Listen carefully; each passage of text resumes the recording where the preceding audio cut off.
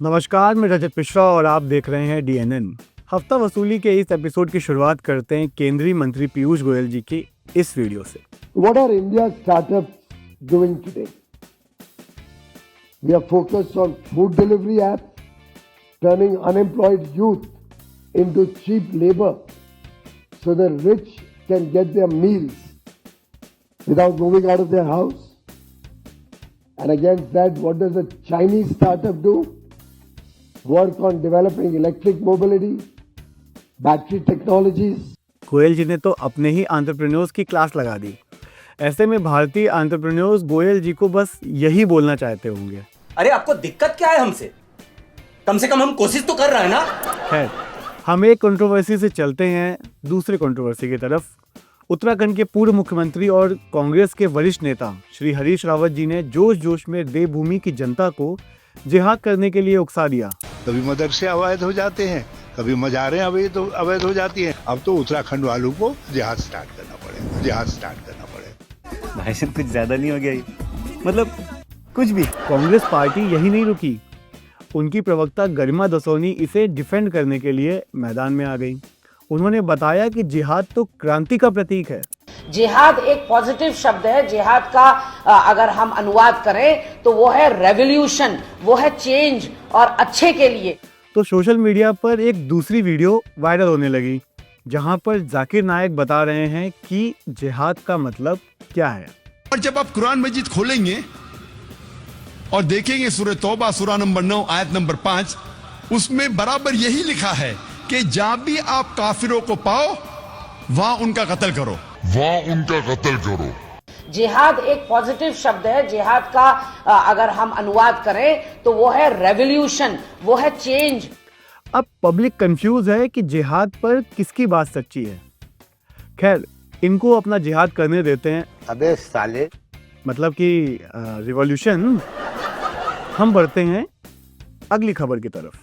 देहरादून में आयोजित सहकारिता शक्ति सम्मान समारोह में पहुंचे मंत्री धन सिंह रावत ने बताया कि सहकारिता से लोन लेकर लोग स्वरोजगार से जुड़कर दूसरों को भी रोजगार दे रहे हैं। यूपी के सीएम योगी आदित्यनाथ जी की बहन ने भी लोन लेकर अपने टी स्टॉल का स्वरोजगार शुरू किया। पॉलिटिक्स में ऐसे एग्जाम्पल बेहद कम मिलते हैं भाई, जिनका भाई सीएम हो और वो लोन लेकर के एक चाय का स्टॉल चला रही हैं। यहाँ एमपी के एक विधायक जी जब पहली बार सदन पहुंचे तो बाइक में थे, दूसरी बार सीधे इनोवा लेकर पहुंच गए। बीते हफ्ते सीएम धामी केंद्रीय संस्कृत विश्वविद्यालय के 62वें अखिल भारतीय शाखोत्सव में शामिल हुए। इस दौरान सीएम धामी ने कहा कि हमारे शास्त्र केवल कोई ग्रंथ या किताब नहीं है, बल्कि संपूर्ण सृष्टि के रहस्यों को जानने और समझने का विशिष्ट माध्यम है। हमारे समस्त वेदों, उपनिषदों, पुराणों आदि में ऐसे सूत्र निहित हैं जिनसे प्रेरणा लेकर आधुनिक विज्ञान सशक्त हुआ है। वो तो ठीक है धामी जी, लेकिन इनका क्या करेंगे? उन्होंने कल एक बात कही कि हमको इस्लाम में अभय मुद्रा है। इस्लाम में फोटो कहाँ होती है जिसमें आपको मुद्रा दिख गई? सॉरी। देहरादून के औरंगजेबपुर समेत उत्तराखंड के 15 स्थानों के नाम बदल दिए गए। औरंगजेबपुर अब बन गया है शिवाजी नगर। नाम बदलने की राजनीति कोई नई नहीं है। इससे पहले योगी जी ने यूपी में खूब नाम बदले और उनके मीम्स भी काफी वायरल हुए, जो आप अभी स्क्रीन पर देख सकते हैं।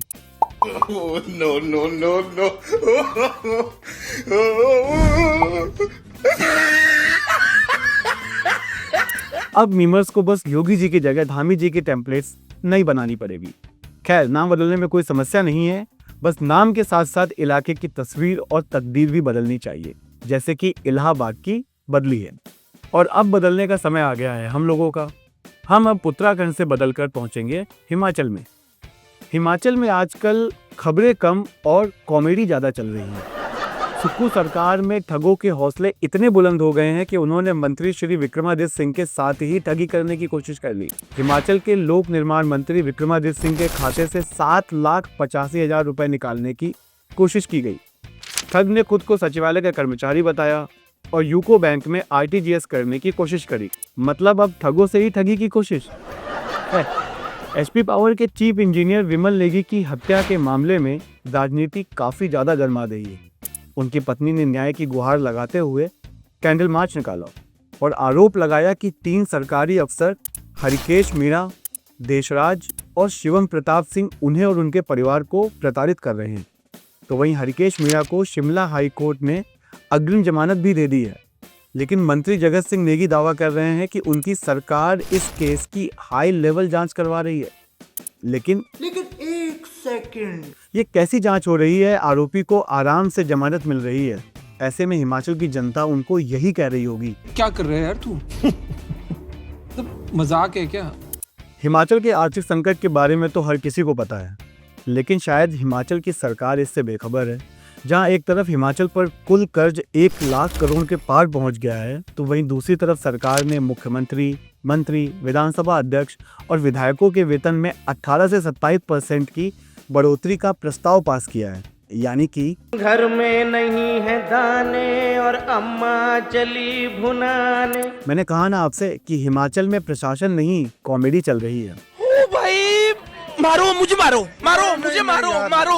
नहीं, ये मजाक हो रहा है। एक सेकंड यार, मजाक हो रहा है। HRTC का न्यूनतम किराया 5 रुपए से बढ़ाकर 10 रुपए कर दिया गया और इसके पीछे परिवहन मंत्री ने लॉजिक दिया कि 5 रुपए छुट्टे नहीं होते हैं, इसलिए 10 रुपए कर दिया गया है। HRTC का ये कहना है कि वे कहीं 5 रुपए नहीं होते हैं या वो नहीं होते, तो उसको ये फैसला किया कि 5 रुपए से बढ़ाकर के मिनिमम जो है उसको 10 रुपए करने का फैसला लिया गया है। मतलब कि अगर आपके पास 100 रुपए के छुट्टे नहीं होंगे तो 100 रुपए किराया कर दिया जाएगा। खैर, लॉजिक जैसी बेकार चीज़ के लिए सरकार अपना समय क्यों व्यर्थ करे? हिमाचल में सरकारी अस्पतालों में सभी निःशुल्क टेस्ट बंद कर दिए गए। अब तो वो पर्ची के भी पैसे लगेंगे। वजह बजट की कमी। IGMC में मुफ्त ECG और अल्ट्रासाउंड की सेवाएं बंद कर दी गई हैं। वजह बजट की कमी। कर्मचारियों और पेंशन भोगियों को पेंशन समय पर नहीं मिल रही है। वजह बजट की कमी। लेकिन विधायकों की सैलरी बढ़ाने के लिए बजट ही बजट है। Why, Dada? Why? This is business. This is my sweat. I know, but I did business. Shut up! Shut up! This is business. Himachal में सब कुछ इतना बुरा भी नहीं है। जाते जाते यह वीडियो देखकर जाइए। बीते दिनों भाजपा ने कांग्रेस की सरकार के खिलाफ एक विशाल प्रदर्शन किया। इस प्रोटेस्ट के बाद भाजपा के प्रदेश अध्यक्ष डॉक्टर राजीव बिंदल अपने कार्यकर्ताओं के साथ उस मैदान को साफ करते हुए दिखे जहां पर उन्होंने प्रदर्शन किया था। स्वच्छ भारत का इरादा कर लिया हमने, देश से अपने ये वादा कर लिया हमने। ऐसी वीडियोस देखकर सुकून मिलता है कि ये हमारी देवभूमि के संस्कार हैं। तो इस वीडियो को आप देखिए। मिलते हैं आपसे हफ्ता वसूली के अगले एपिसोड में।